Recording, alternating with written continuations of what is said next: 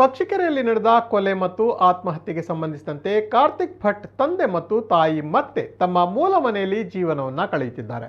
ಸುಮಾರು 30 ವರ್ಷಗಳ ಹಿಂದೆ ವಾಸಿಸುತ್ತಿದ್ದ ಪಂಚಾಯತ್ ಕಟ್ಟಡದಲ್ಲೇ ವಾಸವಾಗಿದ್ದಾರೆ. ಪಕ್ಷಿಕೆರೆ ಪೇಟೆಯಲ್ಲಿ ಪಂಚಾಯತ್ ಕಟ್ಟಡವಿದ್ದು ಈ ಕಟ್ಟಡದ ಒಂದು ಮಗ್ಗುಲಲ್ಲಿ ಹೋಟೆಲ್ ಇದ್ದರೆ ಮತ್ತೊಂದು ಮಗ್ಗುಲಲ್ಲಿ ಪುಟ್ಟ ಕೋಣೆಯಲ್ಲಿ ವಾಸವಾಗಿದ್ದರು. ಬಹಳ ಕಷ್ಟದಿಂದ ತಮ್ಮ ಮಕ್ಕಳನ್ನ ಅದೇ ಹಳೆಯ ಕಟ್ಟಡದ ಕೋಣೆಯಲ್ಲಿ ಸಾಕಿಸಲಿದ್ದು ತನ್ನ ಮುದ್ದಿನ ಮಗ ಕಾರ್ತಿಕ್ ಹೆಸರನ್ನೇ ತಾವು ನಡೆಸುವ ಹೋಟೆಲ್ಗೆ ಈ ಹಿಂದೆ ಇರಿಸಿದ್ರು.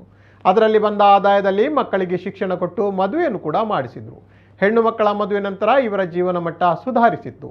ಅಳಿಯ ಕಟ್ಟಿದ ಕಟ್ಟಡದ ಫ್ಲ್ಯಾಟ್ನಲ್ಲಿ ಜೀವನವನ್ನು ಸಾಗಿಸುತ್ತಿದ್ದರು.